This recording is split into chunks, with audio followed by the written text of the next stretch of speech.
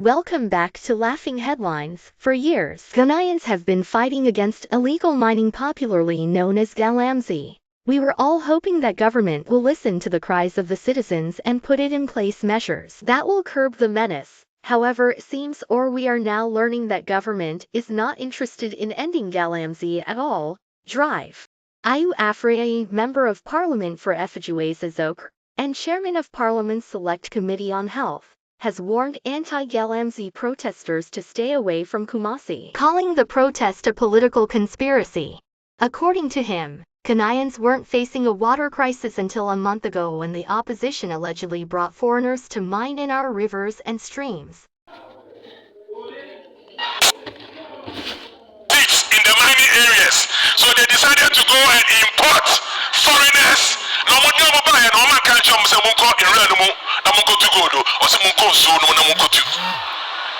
Na mo refi mo ha na the whole year. Iso aye problem da. Enya wa mention na started. Eye obi na opese anka omo ye nanka ya speed.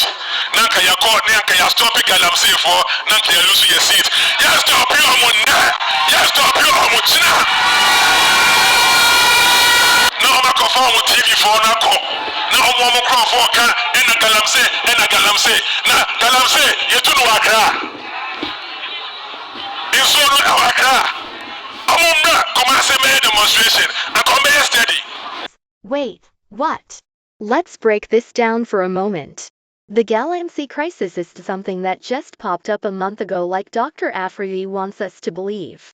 It's been a ticking time bomb for years, wreaking havoc on our environment and poisoning water bodies like the Biram, Pra, and Onkabra rivers.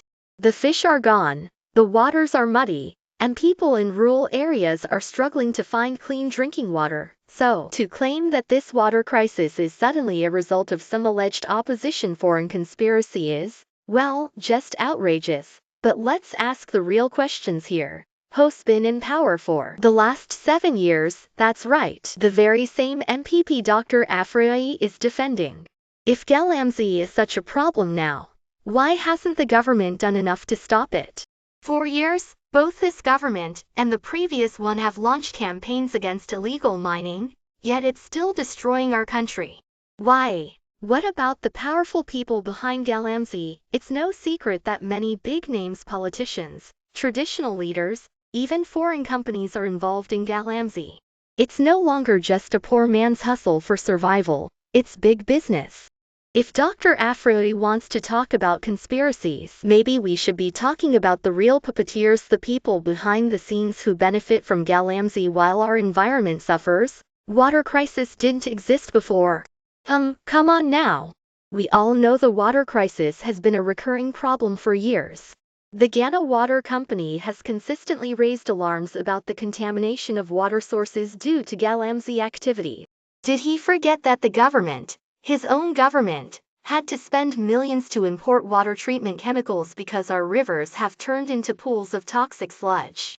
Ghanaians have been living with water shortages for far longer than a month. The politicization of galamsey protests, sure, there's politics involved, but let's not pretend that people aren't genuinely angry about how galamsey has ruined their lives.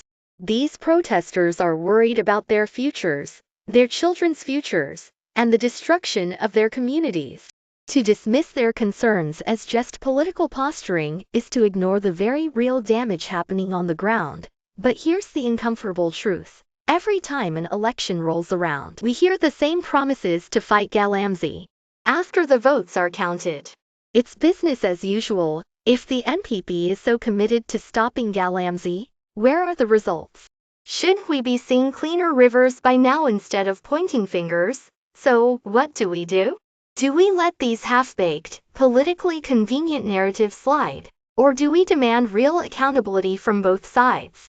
Galamsey didn't start yesterday. It's not going to end tomorrow. And it certainly won't end by just blaming the opposition. Okay, drive. Ayew Afriyie's statement feels like another attempt to distract us from the fact that both major political parties have failed to get this under control for years. It's time we stopped the blame game and got serious about solving the galamsey crisis. Our rivers, our communities, and our health depend on it. But until we get there, we're going to keep calling out these ridiculous excuses, right here on Laughing Headlines. If you enjoyed this video and want more hard-hitting commentary, don't forget to hit like, subscribe, and leave your thoughts in the comments below. Let's keep the conversation going. No topic is too controversial for us. See you next time.